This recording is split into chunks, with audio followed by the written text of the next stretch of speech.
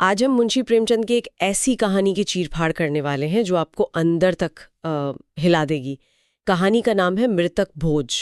हमारे पास स्रोत के तौर पर ये पूरी कहानी मौजूद है और इसका हर एक पन्ना समाज के उस खोखलेपन को दिखाता है जहां लोग क्या कहेंगे का डर किसी की जिंदगी से बड़ा हो जाता है। बिल्कुल। ये कहानी एक परिवार के बर्बाद होने की दास्तान तो है ही, लेकिन उससे कहीं ज्यादा ये उस सामाजिक व्यवस्था पर एक जोरदार तमाचा है जिसे हम बिरादरी कहते हैं। हाँ, एक ऐसी व्यवस्था जो मदद के लिए बननी चाहिए थी, लेकिन यहाँ एक शिकारी का रूप ले लेती है। तो चलिए इसी शिकारी के जाल को परत दर परत खोलते हैं। कहानी की शुरुआत होती है सेठ रामनाथ के घर से, जो अपनी आखिरी सांसें गिन रहे हैं और मरते हुए उन्हें किस बात का अफसोस हो रहा है? पैसे का नहीं, बल्कि पैसे को जरूरत से ज्यादा अहमियत देने का। उन्हें याद आ रहा है कि कैसे उन्होंने अपनी पूरी जिंदगी कंजूसी में गुजार दी।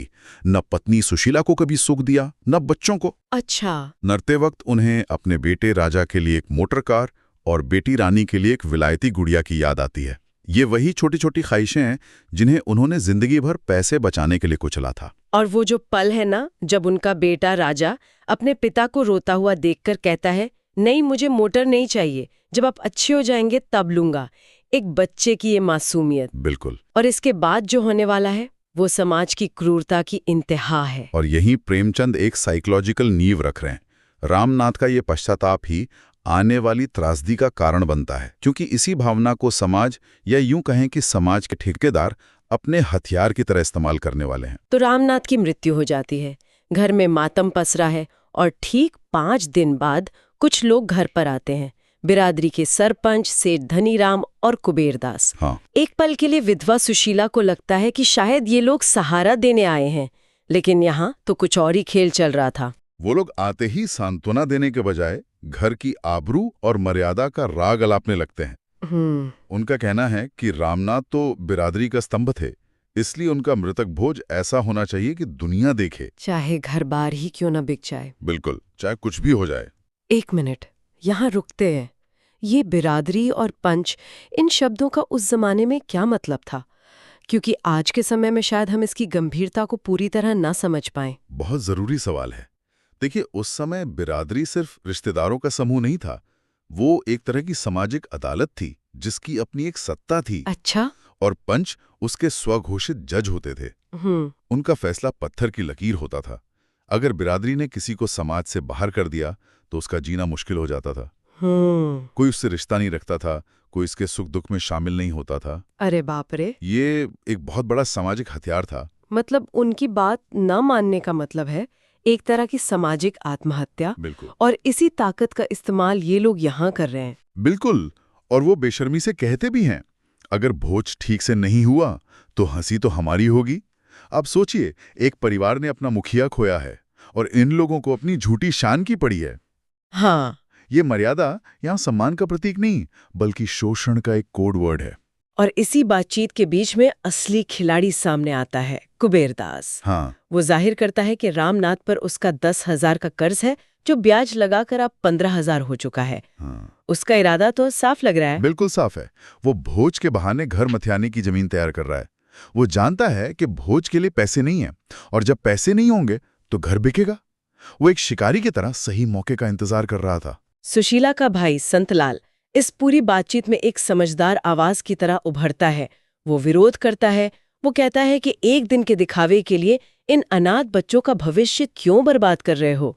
ये तो बहुत तर्कसंगत सवाल है। लेकिन पाखंडी समाज को तर्क कहाँ पसंद है। पंच उसे फौरन डांट कर चुप करा देते हैं कि तुम बाहरी आदमी हो, तुम्हें हमारे रीति रिवाजों में बोलने का हक नहीं है। अच्छा। ये एक क्लासिक टैक्टिक है। किसी भी बाहरी मदद या तर्कसंगत आवाज को ये कहकर चुप करा दो कि ये हमारा अंदरूनी मामला है। इसी बीच 2 और लोग आते हैं, भीमचंद और दुर्बलदास। दुर्बलदास एक अच्छा सुझाव भी देते हैं कि चलो हम सब मिलकर कुछ पैसे उधार दे देते हैं। हाँ, एक मानवीय सुझाव। कम से कम परिवार सड़क पर तो नहीं आएगा। और यही हमें समाज की सामूहिक विफलता दिखती है। कुबेरदास, जिसका इरादा ही घर हड़पना है, वो इस सुझाव को तुरंत खारिज कर देता है। धनीराम सरपंच है, वो अपनी सत्ता बचाने के लिए कुबेरदास का साथ देता है। और बाकी 2? और भीमचंद और दुर्बलदास, जो थोड़ी इंसानियत दिखाते भी हैं, वो भी बहुत कमजोर हैं। जब सुशीला के गहनों की बोली लगती है तो यही लोग सबसे कम दाम लगाकर उन्हें खरीदने की कोशिश करते हैं। जब कोई भी उस परिवार के साथ खड़ा नहीं है, सब उस डूबते जहाज से अपना अपना हिस्सा नोचने में लगे हैं। ये तो बहुत ही भयावह तस्वीर है। यही प्रेमचंद की खासियत है। वो किसी एक व्यक्ति को खलनायक नहीं बनाते।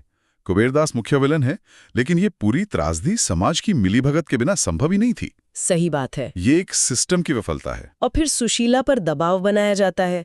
अकेली औरत, शोक में डूबी हुई, उसके सामने कोई रास्ता नहीं बचता। पहले उसके गहने बिकते हैं, फिर घर की बारी आती है। हाँ। चोखेलाल नाम का एक दलाल बुलाया जाता है, जो जाहिर है कुबेरदास का ही आदमी था। और वो दलाल देखिए क्या करता है। जिस घर को बनवाने में रामनाथ ने 1 लाख रुपए लगाए थे, उसकी कीमत वो सिर्फ 25-30 हजार बताता है। क्या? ये तो दिन दहाड़े डकैती है, जिसे बिरादरी की पंचायत का नाम दे दिया गया है। और अंत में वो घर 30,000 में कुबेरदास को ही बेच दिया जाता है। सुशीला को रोते बिलखते बैनामे पर दस्तखत करने पड़ते हैं। हाँ। एक ही झटके में मर्यादा के नाम पर एक परिवार को उसकी छत से महरूम कर दिया गया। यहाँ एक बात गौर करने वाली है। सुशीला विरोध नहीं करती, वो हालात के आगे झुक जाती है। शायद इसलिए कि उसे भी यही सिखाया गया था कि समाज और बिरादरी की इज्जत सबसे ऊपर है। वो उस व्यवस्था की शिकार है जिसमें उसे पाला पोसा गया है। और अब आता है कहानी का सबसे क्रूर हिस्सा, वो मृतक भोज। घर मेहमानों से खचाखच भरा है। बाहर बग्घियों और मोटरों की लाइनें लगी हैं। पकवानों की खुशबू उड़ रही है। हाँ, सब खा पी रहे हैं, तारीफें कर रहे हैं। और तारीफ किसकी कर रहे हैं? उन पंचों की जिन्होंने रामनाथ का नाम रख लिया।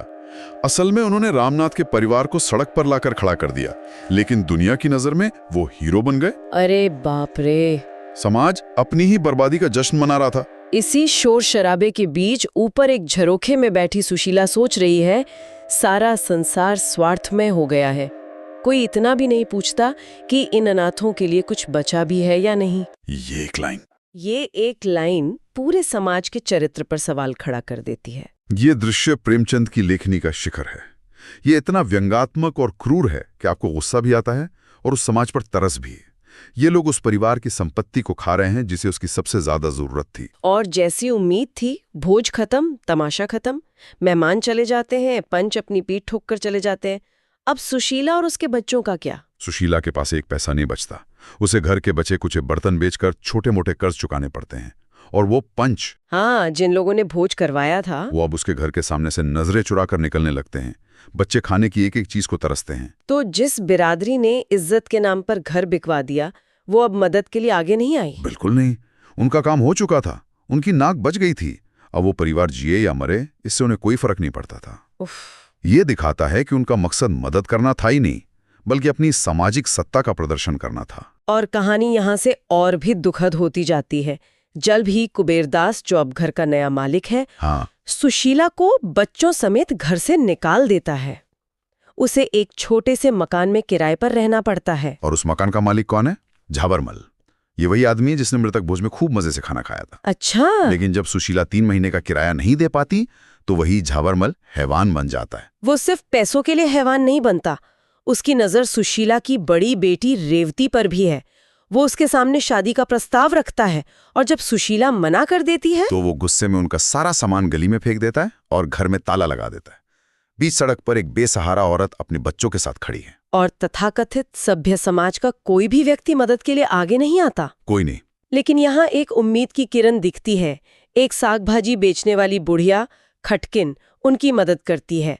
वो उन्हें अपने घर ले जाती है। मिलती है जिन्हें ये ऊंचा समाज छोटा या नीच समझता है। सही बात है। जबकि इज्जतदार लोग सिर्फ पाखंड करते हैं। लेकिन मुश्किलें खत्म नहीं होती।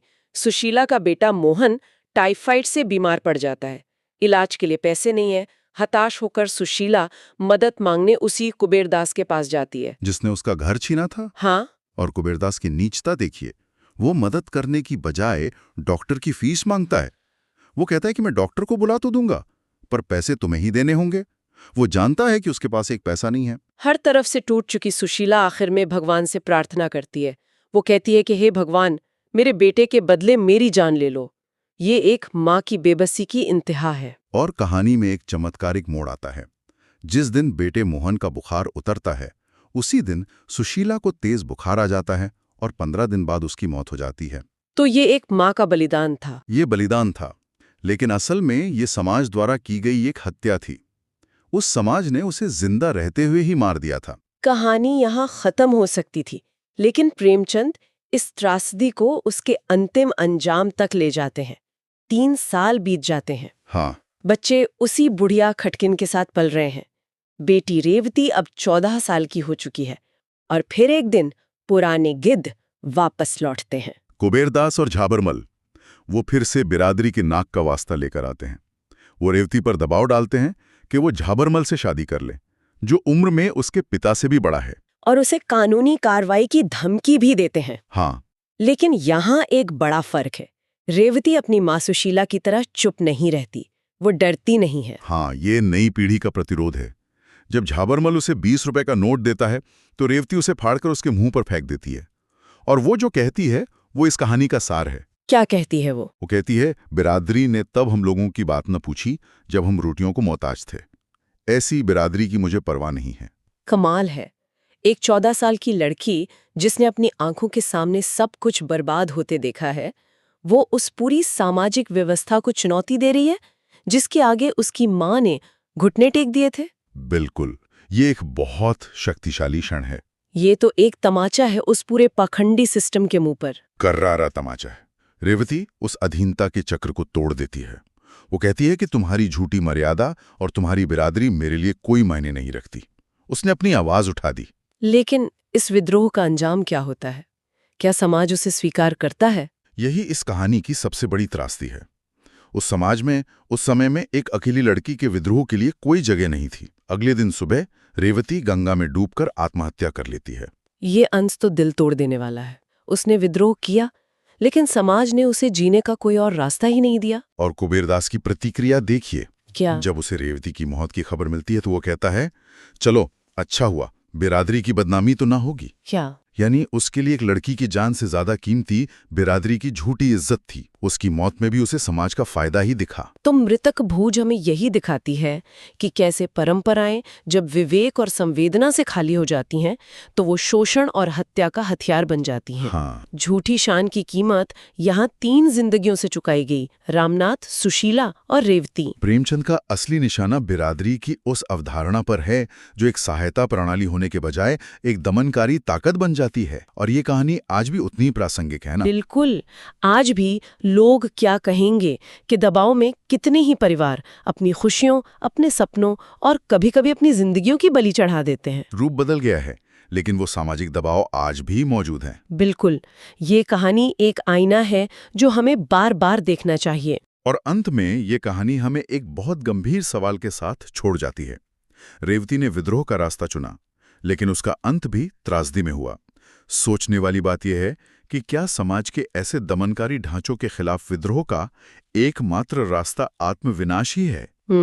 या आज के समय में जब हमारे पास शिक्षा, कानून और संचार के बेहतर साधन हैं, तब प्रतिरोध और बदलाव के और कौन से रास्ते हो सकते हैं? ये सवाल प्रेमचंद ने तब पूछा था और इसका जवाब आज हमें खोजना है।